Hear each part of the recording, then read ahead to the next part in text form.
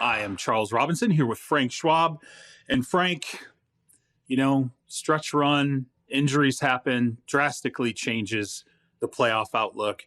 The San Francisco 49ers went out tonight and they signed Josh Johnson from the practice squad of whose practice squad was it? The Denver Broncos. You gotta poach people off of that roster. I'm trying to keep straight where Josh is coming from, since Josh has been on 47. It's ridiculous. Now they had to do that because Jimmy Garoppolo breaks an ankle, second season-ending foot injury. When you go back to Trey Lance, obviously early in the season, the San Francisco 49ers and Kyle Shanahan beat Miami and Mike McDaniel 33-17, but at an unbelievable cost of their starting quarterback.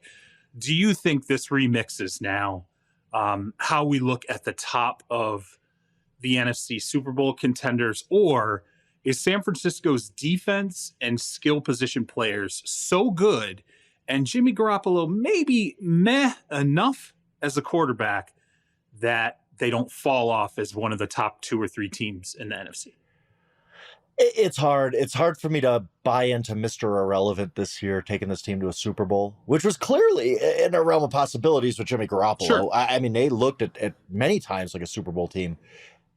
It's just hard for me to believe Brock Purdy's that guy. And there's nobody out there who's going to help. I mean, the fact that they went out and got Josh Johnson is Josh, right? Don't you think you go get Josh? Don't you think I'm asking you a serious question here because of what he can do. He can run the football, he can throw the football, and that fits in pretty well with the number of players they can already flex to do different things for San Francisco. Look, I like him. I like Josh. I think he's had a great story. He's had a great career. As somebody posted this, I kind of forgot, I guess. He was with Harbaugh in college before Harbaugh was even at Stanford. He has had a long run. But Josh Johnson's not moving the needle. I just can't see it. Look, but I mean, I think we do have to take a step back, though. Let's look at this game. Miami's a good team. And San Francisco beat the heck out of them today. I mean, it was 33-17. And Miami just got crushed in this game. Their offense couldn't move the ball, which, okay, whatever. I mean, they're playing without Teron Armstead. They couldn't block, whatever. But the 49ers are moving the ball. They looked pretty good. And to your point, maybe you just need to get the ball to these skill position guys. And me and you both know, I think in a weird way, given the choice, if you gave the choice to Kyle Shanahan of, we'll give you this really, really dynamic playmaker who's not always going to be within the structure of your offense, or we're just going to give you a robot that can run your system, I think Kyle would pick the robot. He'd be like, he doesn't have the upside, but he's going to run my offense. And so can Josh Johnson or Brock Purdy be the guy that I'm just going to get the ball to Deebo Samuel, Ayuk, Kittle? Maybe. They did it today. I don't know if Miami was just surprised or let down or whatever.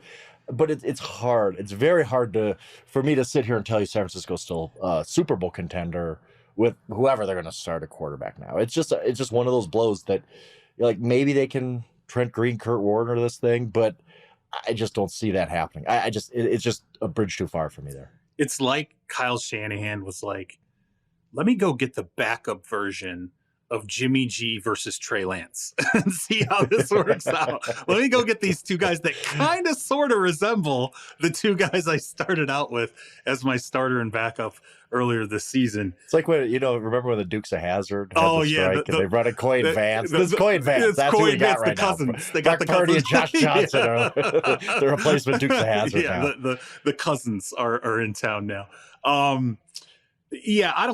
All I know is I think a lot of people are going to wake up today. They're going to listen to this. They're going to do some box score scouting, or they watched games and they're going to go, holy, the Eagles and the Cowboys got to feel really good right now. They have to be sitting there going, the monster in the room, the absolute gargantuan team that you had to deal with was this 49ers defense that was just like a freight train coming on.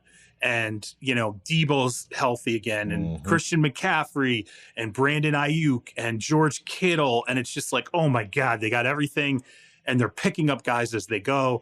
And then this happens. It was not to overstate what Jimmy G is worth there, but let's be honest. If you and I had ranked the unlosable players, who can they absolutely not afford to lose that would dramatically impact their playoff odds? I know people don't think a lot of the guy, but he had to be top 3 on every list, if not number 1. Right. Because this is a second quarterback. Right. It's not just one; it's two. Right. And experienced. It's not just any second quarterback. Right. And they've won with they're confident. They've won with him before. They've gone to a Super Bowl. They've gone to an NFC Championship game. They know they could do that. Whereas these guys now, I just don't. I just don't know. I will say this about the 49ers. Look, no matter what, I still think they can hold off Seattle for the division. Seattle's really had its problems lately. And then if you get into the playoffs, nobody's going to want to play the 49ers because this defense is nasty. Right. Like it is. You could lose a game 10-9. It's one of those deals. So I don't think the 49ers are drawing dead from, they're not going to win another game. They're not going to go to the playoffs, or they can't win in the playoffs. They could. They could make some noise. It's just, they look like this could be a Super Bowl team, and I just don't think that's there for them anymore. Why can't Shanahan assistants beat him? Like, why can't I sat there and I'm like, okay, well, somebody's going to solve this guy. It's not Sean McVay. Okay, he's had his opportunities, and there's definitely not been Sean. I'm like, maybe it's going to be Mike McDaniel. Maybe this is going to be the one. And you looked at the roster that he brought to the table, and then his chosen guy, who he has faith in and who he's talked up and earned the trust of him, Tua, throws a couple of interceptions, has pretty bad fumble, did not look over the expanse of this game remotely as good as we thought. And he cracked the Frank algorithm, the Frank Tua is an MVP candidate algorithm, because he finally lost the game that he both started and finished for the first time this season. Yes, all season. Yes, all season. Tua let Frank down. Honestly, this was a shocking loss to me. When I saw Jimmy G on the card, I ain't gonna lie, I'm in Colorado, betting is legal here. I might have placed a live wager on the Dolphins, thinking, the algorithm, to speak, it doesn't really catch up with injuries like that too often. I thought, this is money in the bank. I'm so smart. So to watch the Dolphins completely implode against a Brock Purdy-led 49ers team, I thought this was a terrible loss for them. I thought it really exposed them in many ways. I get it. Their starting tackles were out. Teron Armstead is a hugely valuable part of that offense. Sure. But if you're a great offense, one non-quarterback should not make that big of a difference. It just shouldn't. I know Teron Armstead's great. He's had a great year. He's had a great impact. But I don't know if you're a great offense, you should be at least a good offense without your left tackle, and they aren't. And then defensively, their defense is a problem. And people could say now, like, oh, well, we all knew this about the Dolphins. They're not that great. But the Dolphins were in a position to win the AFC East. I just don't see that out of them anymore after today. They're not even clear in the playoff race yet either. Like, they'll probably make the playoffs. There's a scenario where they don't. And I just thought today was a really damaging day for them in taking them from maybe they're a sneaky contender in the AFC to like, no, that ain't this team. No, not losing to Brock Purdy and the 49ers. Somebody asked me a couple, it was like after Buffalo's last loss, they were like, who do you like in the division? And I was like, I still like Buffalo. And they're like, really? Like, it was like a big, I'm like, man, come on, give me a break. Like, people want to dog Buffalo so fast. And Bradley Chubb gets traded to Miami. And it was remarkable to me because all of a sudden everyone was like, that's it. They are an elite team now. They've got Bradley Chubb, the defense. This is going to be, I'm like, what? I'm like, look, don't get me wrong. Like, it's good to add a pass rushing piece. There's no question. And, he's having an up year with the Broncos, but it wasn't like this is Micah Parsons. You're all of a sudden dropping on Denver's defense. Yeah. I didn't understand that. So I think injuries show a little bit of the warts. I think also, again, what we talked about last week, the second half of the season for NFL teams is different than the first half of the season.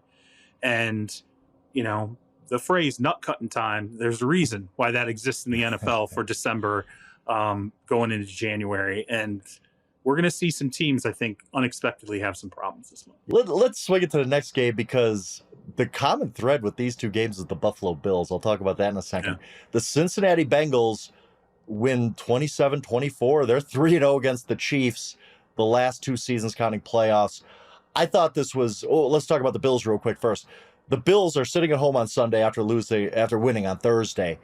They watch the Miami Dolphins, who still a big-time contender in the AFC East, just implode at San Francisco. and they also watch the Kansas City Chiefs lose. Yep. The Kansas City Chiefs, before this game at Cincinnati, which was a tough game, they had the easiest remaining schedule in the NFL. This was basically last call for a Chiefs loss that you could just mark down. You never know what's going to happen. I get that. But if the Chiefs won today, they might have just won out, and the Buffalo Bills would have no shot at that number 1 seed. Well, now the Bills are back in play. Both teams 9-3. Let's talk about the Bengals first, because I thought this was really, really impressive, because I'm sitting there. They ran a terrible 4th and 1 play. They tried to run a jet sweep. They got blown. Oh, it was horrible. Tyler Boyd. Oh, it was terrible. Just like awful. Just sneak it. Okay. Just sneak it. What are you doing? Someone was supposed to block down on Dunlap, right? Or I mean, someone was. I assume. I mean, he just. That was just he looked unbelievable. Like he beat the snap. It was an unbelievable play by Dunlap. But then Tyler Boyd drops a pass. Literally, he's not going to drop the rest of his career. Did you see just hits him right in the hands. Did you see how pissed Burrow was after he dropped that pass? Yeah. I loved it. I love the replay that showed Burrow's face, just like, oh my god. Absolutely. And then Mahomes scores on the 4th and goal from, I think it was the 3-yard line, which I thought Andy was really risking it there. And I think most other teams in the NFL at that point against the Kansas City Chiefs, they kind of pack it in at that point. They said, we're done. Well, okay, Mahomes got us. What can you do?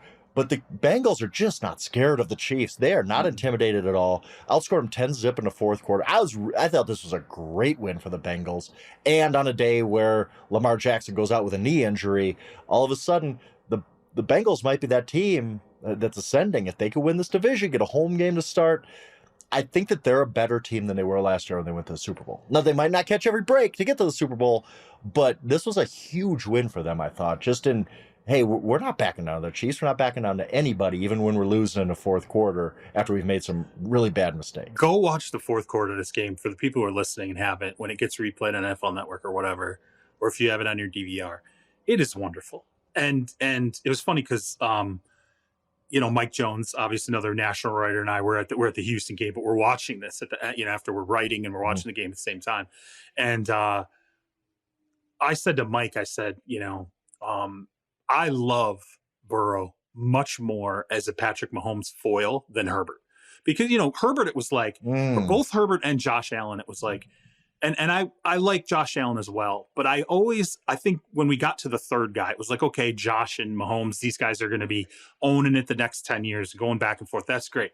But that third foil kind of became Justin Herbert, because he looks like those guys. He's tall, he's long, got a big arm, makes throws that are ridiculous with minimal effort, all this stuff.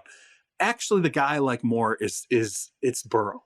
And this 4th quarter is a great example, because when you watch him, number one, he does it differently than those guys. Okay, he's not just when you see him in person, he's taller than you think, but it's not like he's this tall, massive framed guy, super long, just has this like easy, simple stroke, and he just looks different than the two.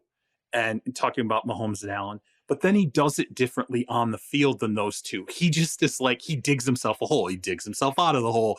He's like doing the thing where he's snapping in the air, and he's cocky, and he's just nothing phases him. That's why I thought it was funny when Boyd touched that, when Boyd dropped that touchdown.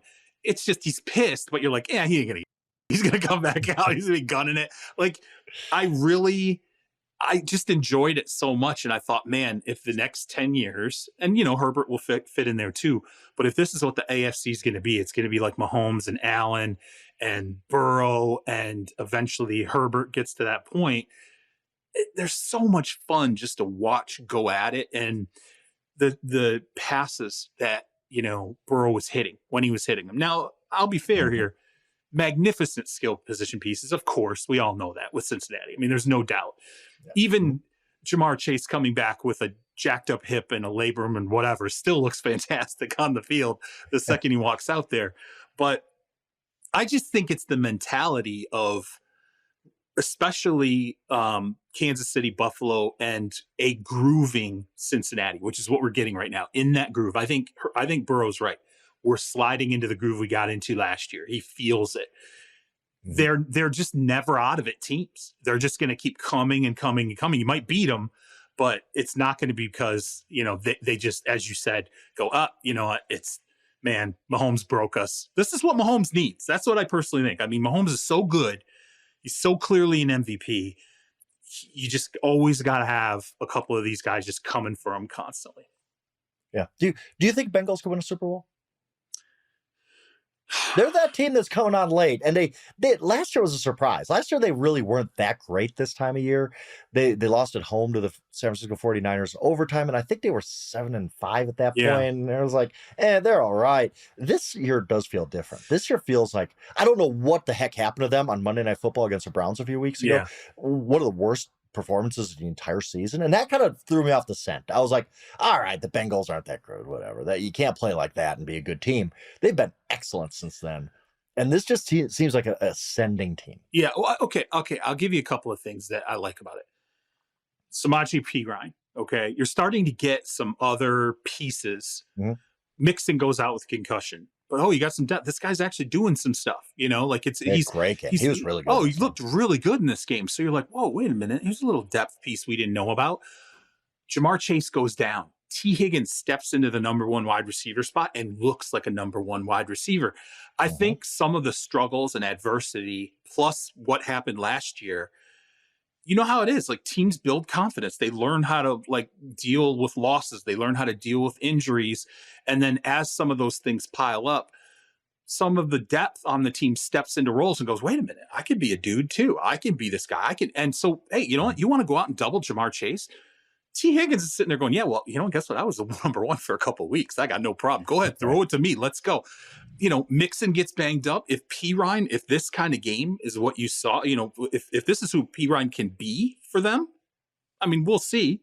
But if it can be, all of a sudden you have another guy who's sitting there going, yeah, no problem. Mixon's out. I can be the dude. Go ahead. Let's go. I think it's just that the sort of scar tissue that builds up in a positive way for franchises as they learn how to become a winner. And I think, to me, if they run, let's say they do it again, they run the table in the playoffs, they beat let's say they face Kansas City, beat them again or whoever, and they go to the Super Bowl. I like them a lot better this time with this experience going against Dallas or, the Eagles or whoever else rolls Purdy. Yeah, exactly. That Brock Purdy led San Francisco 49ers team. I do. I like them a lot better having that experience. Yeah. And again, I just feel, I just wish I hadn't been thrown off by that Browns game. I literally watched the Browns game. I'm like, the Bengals just got frauds. They're not good. Look at this team. No, they're really, really good. And I mean, hats off to them. And I think before we move on, one real interesting race the rest of the way that's might determine who wins the Super Bowl is the Chiefs and Bills trying to win out. Like, I mean, it sounds weird to say, hey, Bills, you're going to have to win your last 5 games to get the number 1 seed in the AFC, but that's probably what they're going to have to do. The Chiefs schedule the rest of the way. Maybe they just lose because they get upset, but they're going to be easily favored in the rest of their games. So it's going to be really interesting. Again, only one team gets a bye, but now the Bills are back in the driver's seat because they got the head-to-head tiebreaker. All right, let's move on to the next one. Jets. New York Jets had a big test, obviously going up to Minnesota, coming off of, Mike White's big sort of coronation after replacing Zach Wilson.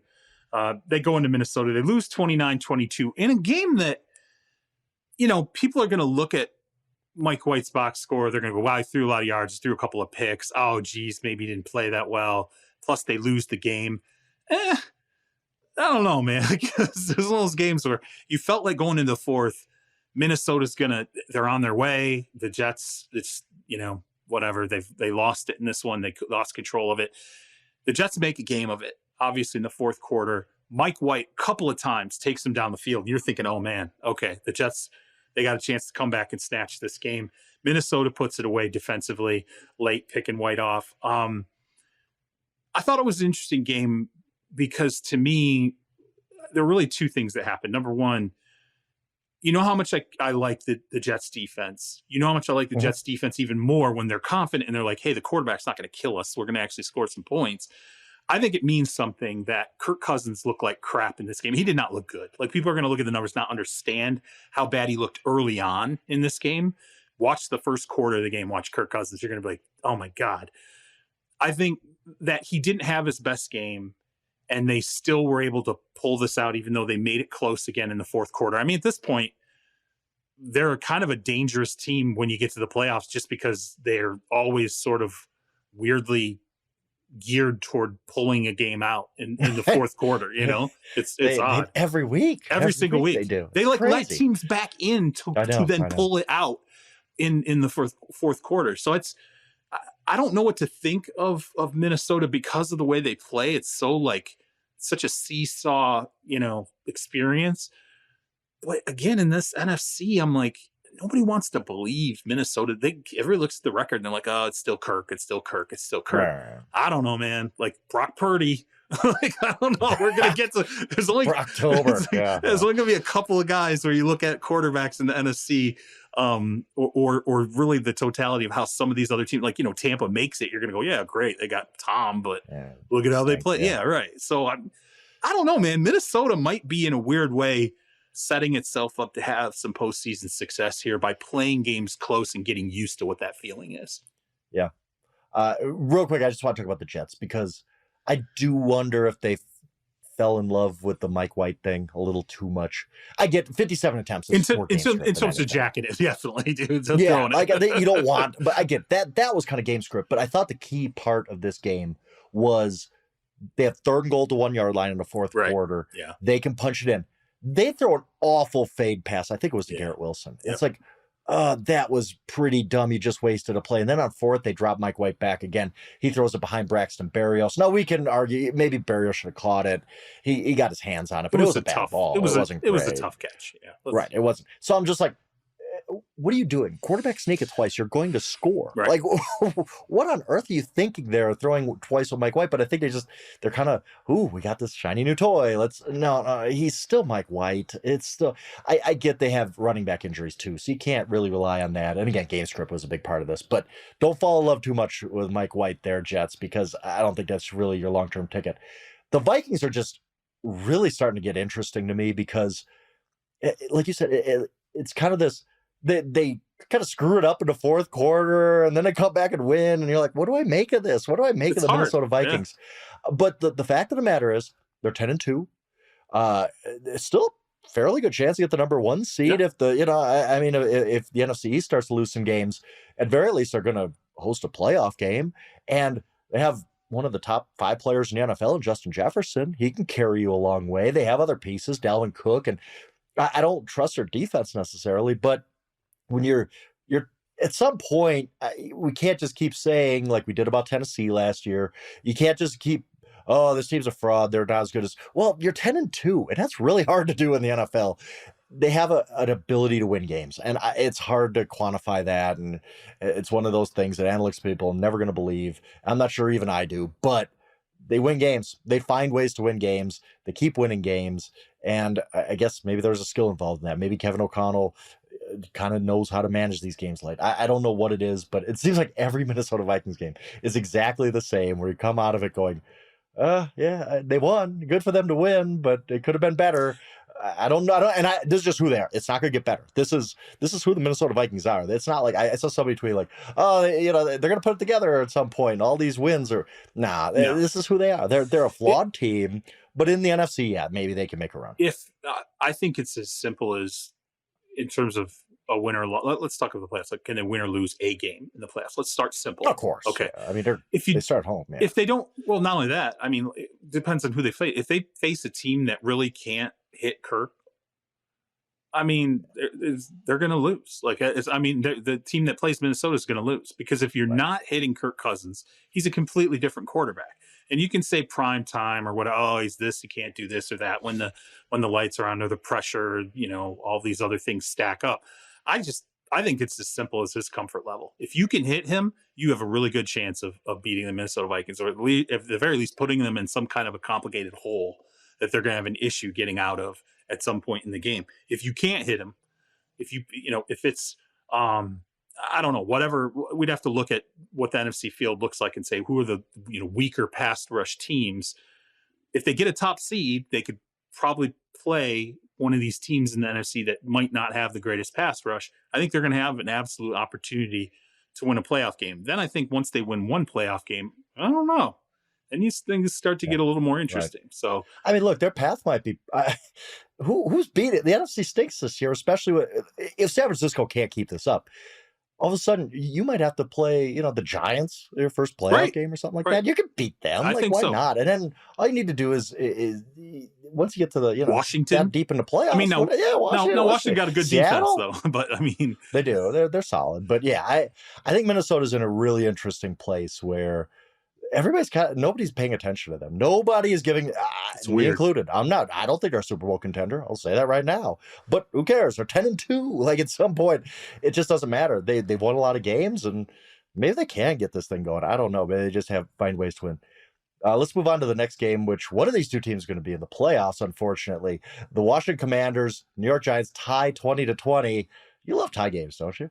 That's your thing? Like, you're a big fan? I don't even think we should even put these in the freaking podcast. I think if you tie, you forfeit your right for us to you forfeit, you get kicked off the pod. What are we talking? Who cares? It's like nothing happened. You shouldn't have showed up. Nobody all the week. That didn't mean anything. It means a little bit in the percentages at the end, unless there was a little bit. Oh, this is crazy talk. I think from now on there should be a rule that if there is a tie, unless there is a injury in the game that's important, we no longer talk about the side games. Or if Donovan McNabb forgets the rules. Right. If someone is dumb, like if someone is staring, going, why did the game end? I'm going to reel you back in here, Charles, because a half win was not a bad outcome for either of these teams. Okay. It's not. They're both going for a playoff berth here. Washington comes back late. They tie it. They go to overtime. The Giants punt from midfield really late in overtime, which surprised me a little bit, but I think Brian Daboll is a smart guy, and he's like, whatever, a half win is not bad right here. Nobody's going to say that after the game. Nobody's going to be excited about it, but they all know, hey, we're a half game closer to making the playoffs. Both of these teams. It wasn't the worst outcome. It's unsatisfying for us, for any fans, anything like that, for even the players, but I think that both of these, the people in charge of these teams know it's okay. It's okay to get a tie game in this situation and not fall back closer to the Detroit Lions in the wild card race. Fine, we'll play the percentages game. It's not the percentages game. It's a freaking standings. But that's what we're talking. We're talking about winning percentage. We're talking about winning percentage, right? Yes, and it's a good. It's honest. Like, I get it. It stinks. Tie you, blah blah blah. It's not a bad outcome for either team. Anyway. Like, they're gonna play each other again in 2 weeks. Whoever wins that one's gonna, if one of them does win, they're gonna be in really good shape in the wild card race. Neither one loses a half game to Seattle or Detroit or whatever. Two things, one for each team. Number one, the Giants look a little sloppier on offense in this game than I expected. I think, did you see the play in the backfield where it was like everybody ran into each other at once? Yeah, it was like, and you're like, yeah, this is kind of the stuff that was clean earlier in the season that, allowed you to play mistake-free football. You kind of want to see that. And for Washington, like, when is Chase Young going to play? Okay, like that's getting concerning. Every single week, it's like, oh, Chase Young might play this week. He might play this week. Oh, Chase Young's out there. Like today, I remember I was kind of checking in to see. Okay, well, he's on the field. He's warming up. He's out there before the game, and then he doesn't play. And it's just like, okay, this could be a guy who could potentially help you. Who knows if he comes in and he's rocking it like early Chase Young in his career. It could be a big deal once the postseason gets here if you can get him into that gear. But I keep waiting and it's getting frustrating. Let's move on to the next one. I was actually at this game. The Cleveland Browns beat the Houston. You were the one. Yeah, I was the one person there. The Cleveland Browns beat the Houston Texans 27-14. Deshaun Watson's big return to the NFL from his 11-game suspension. Months ago, I remember saying, like, hey, this is going to be a circus. The league doesn't want this. They don't want him, his first game back in Houston, where many of his accusers in the civil lawsuits, live and reside. And, it was, I think, less than 7%. The league made sure less than 7% of its national viewing audience could access this game. It was just so crazy. It's basically like, we're not going to allow people to see Deshaun Watson back in his first game. Okay. You show up at this game. Okay. And I'm just going to tell you, it was just dead. There was nobody. It was crazy. You tweeted that picture and it was shocking. Well, I mean, getting there was great. I mean, I was like, all right, well, what time do I want to show up to the game? Let me get there a couple hours early, to see what's going on. I thinking like, okay, well, we'll see if there's protests or whatever's going to happen with Watson. I show up and there's like a quarter of one parking lot has got cars in it. And I'm like, what the hell is going on here? There's nobody here. I get out and it's all Browns people. It's all Browns fans. Everybody, I see Watson jerseys everywhere. It's just it, and I'm just completely perplexed. I stood out in the parking lot for a while, finally went in. I see a couple other national writers. We're just like, what is going on? There's nobody here. Head back out again, second time, just to check it. Nothing. There's just nothing at all happening. There's Texans fans rocking Deshaun Watson's jerseys. There's Browns fans rocking Deshaun Watson's jerseys. At one point, it was funny because Mark Maskey and I from the Washington Post were standing there. We're talking. We're kind of scanning to see if anything's going to happen. And a guy comes up and he's wearing a Watson jersey, a Texans Watson jersey. It has a piece of tape over the nameplate, and it says "Weirdo" instead of Watson. So you're thinking, okay, well, this is one person clearly who has first thing out of his mouth. Oh no, I like Deshaun. I'm just like, okay, well, apparently all this hand wringing and like, well, what's going to happen? And it was 100% either fully deflated by it or somewhat deflated by the fact that the Texans are just a terrible team. No one in Houston cares about them anymore. Total apathy. And then you watch them on the field and you're like, this is like some of the worst football you can possibly see. They get beaten by 2 defensive touchdowns. And by the way, they were just god awful plays by the Texans, and then a special teams touchdown as well. And my most enjoyable part of this game, I'm going to tell you to check this out later. John McClain, long time Houston Texans beat writer. Please, Frank, go and find John's Twitter feed and start at the beginning of the game and read it through the game, because it is the stuff of beat writer dreams. It is that moment where you're like, I no longer care. I'm going to say every single thing I think about this team as the game goes on. We are on the opposite side of the press roll. Every time something bad happened on the field, we're all refreshing John's Twitter feed just to see the next thing John would say. He lit the Texans up. It was wild. That's awesome. Since you were there, by the way, John's awesome. John's a great follow. Since you were there, I mean, look, I'm watching on TV, and I'm sure you're going to agree with us. Because I do hate talking about Deshaun Watson as a football player because it just seems so trite at some point. But whatever, they're playing games. He's our quarterback. He looked awful in this game. But I guess that's for 23 months off and not really playing with your teammates or anything like that. But I was actually shocked. I thought he was going to have a good game because the Texans are so bad, honestly. And he, maybe he has, revenge, whatever, which is kind of nonsense, but that's how these guys think. But no, he was terrible. What did you see? And what about the post game? I mean, you were there, listening to Deshaun after. I just want to get your impressions for being there about the whole Deshaun Watson debut, basically. He looked a lot to me the way that he looked when I saw him when I saw him in training camp. Like, I saw him in training camp and I was like, he does not look good. Like, he looks completely out of rhythm. He looks rusty. He looks like a player who has not really had a lot of competitive stuff going on for a really long time. I thought that would maybe be worked out at this point, because obviously there's an expansive time. Of course, he was out of the building for a lot of the suspension. But no, he's skipping passes. Like, it was funny because at one point he's missing terribly on some passes. Sailing some close. The one that he skipped, by the way, he was throwing to, I think it was either Chubb or Hunt. It was a running back in the flat. When you watch the play, clearly it was designed, let's get Deshaun an easy pass. Like, let's get him an easy pass to hit. Mm-hmm. He skips it in front of him like 3 yards. I mean, just horribly. You're like, did that even make it halfway to the running back? So I thought he looked remarkably mediocre. And the first thought that came to mind was this offense looked a lot better with Jacoby Brissett running it. Like, now it's... Yeah. Now you're right. You're totally right. It's one game. Right. And Kevin Stefanski said afterward that he said that he used the word, he agreed that he thought Deshaun looked jittery.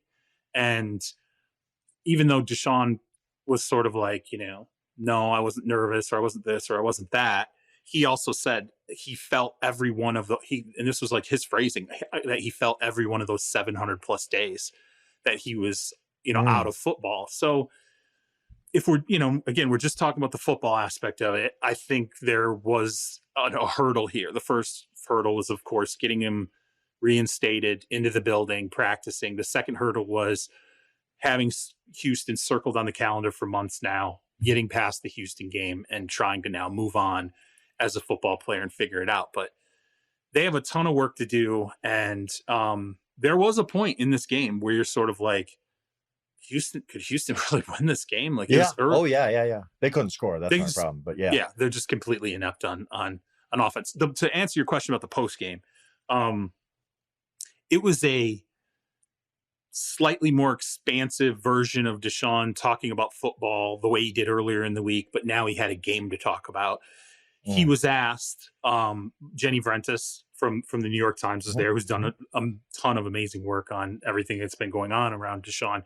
She asked him at one point very pointedly, like, even though you're saying clinically you can't talk about these things, or you're saying, legally you can't talk about some of these things, can you at least, and I'm paraphrasing her here, at least address whether or not you have remorse over what got you suspended? And he wasn't going to engage that. And it just, to me, it fortifies my thought process that he's done. Like, he's done talking about this. He's never going to talk about this again. It's over. He has moved on. And if he does talk about it, it's going to be in a scripted, friendly environment. And that's it. But otherwise, I think this idea of all these other things in terms of the civil suits and the settlements, unless he gets into court, and remember, there's 2 civil suits that are still outstanding. That's the only way he's ever going to speak again on this, is if he ends up in a courtroom on a witness stand. Otherwise, it's done. Yeah, interesting. The one stray thought I had on Watson here before we move on to the next game was just, it might just be rust, and he's fine. Because Deshaun Watson, whatever we want to say about him, he's one of the most talented quarterbacks in the world. Like, he really is. But I wonder if that long of a layoff does just rob you of something, and you never get it back. Yeah. And I also wonder, look, quarterback is a very fickle position in some ways, and it's very confidence-based.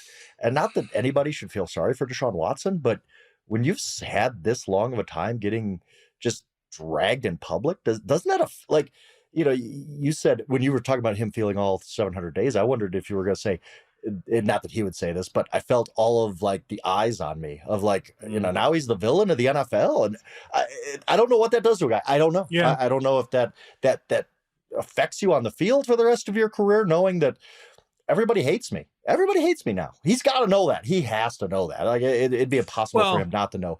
And I just wonder if that affects his career. And again, I don't feel sorry for him, but that's just a fact. First and foremost, I can tell you, Browns fans don't hate him. Like, it's, and I know that from, I have Browns fans in Dawn's family, right? And I have Browns fans that, I know other people that are friends, and we connect over Twitter. There are a lot of Browns fans who listen to this podcast. I saw a ton of Browns fans at this game. They certainly do not hate him. And when the game ended, I will say the one thing that was interesting to me. So I went out on the field the last couple minutes of the fourth quarter. As soon as the game ends, I made sure I get on the field, run on the field, and I'm standing right there with Watson, a couple other guys. Albert Breer was there as well. And as he runs off, the only people that remained were Browns fans. They all remained and they stayed. They surrounded the tunnel. And it was a very triumphant moment, for lack of a better term. If you didn't know anything else about what had happened, or this guy or anything else, to say you come from Mars and you land at midfield and you watch this guy run off, you'd be like, wow, this guy's a hero. Like, that's how people are treating him.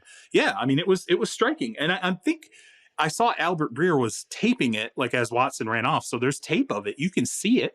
And I think it's emblematic of how at least some segment of Browns fans, I'm not going to say everyone, because they're different people, but some segment of Browns fans very much embraces them. But I will also say this, and I think you would agree with me. There's rust. There's 2 years of layoff. There's all these different things. We saw how Russell Wilson was embraced when he went into Denver. He was going to be the greatest thing ever, and he was wonderful and all stuff. If what we saw Sunday with Deshaun is in any way representative in terms of how he finishes the season, if this has got to get a lot better, it has to get a lot better than what it was on Sunday. I'm just telling you, like it's people and fans are fickle. And if he does the Russell Wilson show in Denver, which everyone's gonna say that's not. Oh yeah, and he has less than no goodwill. Yeah, I mean, less, basically absolutely less than no goodwill. Not even Russell Wilson coming in like, yeah, well, you haven't accomplished anything here, but at least you're a good guy. And like Deshaun doesn't have that. The thing is, people are going to listen to that and they're going to go, "No way, that's ridiculous." Well, that's what we just said about Russ, right? If you told me that when I went through camp in August, I would have been like, "You are smoking crack, like you are out of your mind." And now here I am going, yeah, they're probably going to have to fire the head coach. Yeah, they're going to have to do something dramatic to fix things with Russ. I don't think it's totally out of the realm of possibility that 700 days off, which we've never, Michael Vick, obviously we saw it with Michael Vick. He's kind of the comp. Yeah, because he had a long layoff and he came back and he was a very good player. I think Deshaun's going to ultimately, as a football player, be completely fine. Really? I don't know though. I don't know that that's a sure thing. I really don't. I think he will, but because he's young. Yeah, but again, I think you're downplaying the confidence thing. All right, let's swing it ahead. Let's get through these games quick. Dallas Cowboys on Sunday night. This game was 21-19 going into the fourth quarter. You're like, wow, Cowboys are on the ropes a little bit. No, they scored 33 unanswered points in the fourth quarter, beat the Colts 54-19. All I really got to say about look, the Colts are terrible.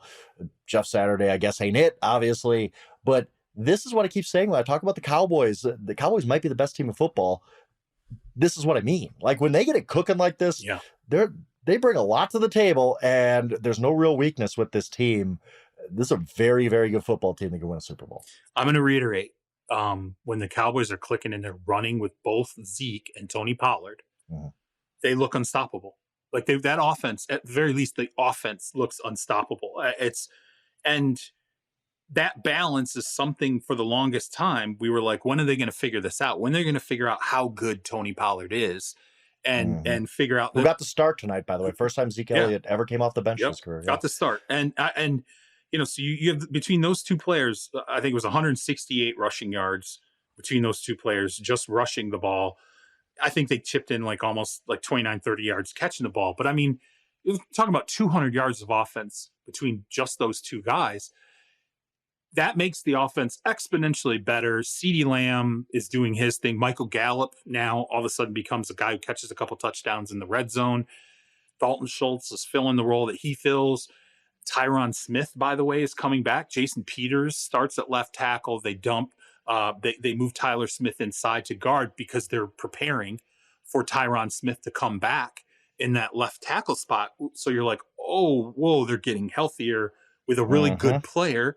And when that offense is that good, as we saw in the fourth quarter against the Colts, it puts so much pressure on an opposing team where you can literally take a game and it can get completely out of control in one quarter. Now, granted, as you said, not a great Colts team. Okay. They are what they are. The Vikings, the Cowboys is the same thing to the Vikings. Yes. And they're 10-2. Yeah. Like this is a good team. I don't think people are really, but you don't hear the buzz for the Cowboys like you think you would for a Cowboys team that I think is absolutely a Super Bowl. You don't hear that kind of buzz. Like this past week, they were 9-1 to win a Super Bowl over at BetMGM. Yep. Like 9-1? Really? This team, the 49ers have better odds. And I understand the 49ers love before Jimmy injury, but man, don't sleep on this Cowboys team. This Cowboys team is really, really, really good. I almost hit you up with the Jimmy G injury, and I was going to be like, hey, what are the Cowboys odds real quick? Look. Shut up. I'd have jumped on it, man. All right, so we're moving in. Man, getting into December, it's getting short. We will, we're going to do a lot of content down the stretch. I'm looking forward to it. So help us keep Terez Paylor's legacy alive. If you can, check out Breaking Tea, capitalT.com/Terez for the All Juice Tea or hoodie. Remember that proceeds from that purchase go to support the Terez A. Paylor Scholarship at Howard University and also the scholarship in his name at Power Mizzou. If you want to support those directly, check out the podcast description. It's getting to be December. The college season wrapped up. We still got the bowl games left, but it's about time to start kicking around all juice team candidates and, forming that team. So definitely check out those tees and hoodies. It's going to be that season pretty soon.